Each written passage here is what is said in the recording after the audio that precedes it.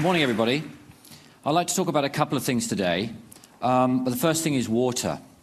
Now, I see you've all been enjoying the water that's been provided for you here at the conference over the past couple of days, and I'm sure you'll feel that it's from a safe source.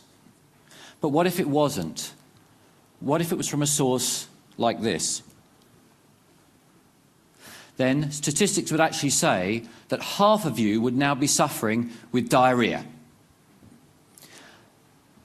I've talked a lot in the past about statistics and the provision of safe drinking water for all, but they just don't seem to get through. And I think I've worked out why. It's because using current thinking, the scale of the problem just seems too huge to contemplate solving. So we just switch off, us, governments, and aid agencies. Well, today, I'd like to show you that through thinking differently, the problem has been solved.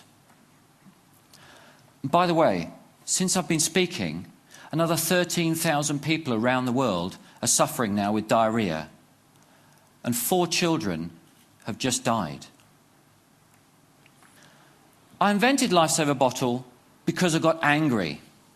I, like most of you, was sitting down the day after Christmas in 2004 when I was watching the devastating news of the Asian tsunami as it rolled in, playing out on TV. The days and weeks that followed, people fleeing to the hills, being forced to drink contaminated water or face death. That really stuck with me. Then, a few months later, Hurricane Katrina slammed into the side of America. Okay, I thought, here's a first world country, let's see what they can do. Day 1, nothing. Day 2, nothing. Do you know it took 5 days to get water to the Superdome? People were shooting each other on the streets for TV sets and water. That's when I decided I had to do something. Now, I spent a lot of time in my garage over the next weeks and months, and also in my kitchen, much to the dismay of my wife. However, after a few failed prototypes, I finally came up with this, the Lifesaver Bottle. Okay, now for the science bit. Before Lifesaver, the best hand filters were only capable of filtering down to about 200 nanometers. The smallest bacteria is about 200 nanometers. So a 200 nanometer bacteria is going to get through a 200 nanometer hole. The smallest virus, on the other hand, is about 25 nanometers. So that's definitely going to get through those 200 nanometer holes. Lifesaver pores are 15 nanometers. So nothing's getting through. Okay, I'm going to give you a bit of a demonstration. Would you like to see that? I spent all the time setting this up, so I guess I should. We're in the fine city of Oxford. So, someone's done that up. Fine city of Oxford. So what I've done is I've gone and got some water from the River Cherwell and the River Thames that flow through here, and this is the water. But I got to thinking, you know, if we were in the middle of a flood zone in Bangladesh, the water wouldn't look like this. So I've gone and got some stuff to add into it. And this is from my pond. Have a smell of that, Mr. Cameraman. Okay. Right, we're just going to pour that in there. Okay, we've got some runoff from a sewage plant farm. So I'm just going to put that in there. Put that in there, there we go. And some other bits and pieces. Chuck that in there. And I've got a little gift here from a friend of mine's rabbit. So we're just going to put that in there as well. Okay. Now, the Lifesaver Bottle works really simply. You just scoop the water up. Today I'm going to use a jug just to show you all. Let's get a bit of that poo in there. That's not dirty enough. Let's just stir that up a little bit. Okay. So I'm going to take this really filthy water and put it in here. Do you want a drink yet? Okay, there we go. Replace the top. Give it a few pumps, okay? That's all that's necessary. Now, as soon as I pop the teat, sterile drinking water is going to come out. And I've got to be quick. Okay, ready? There we go. Mind the electrics. That is safe, sterile drinking water. Good. There you go, Chris.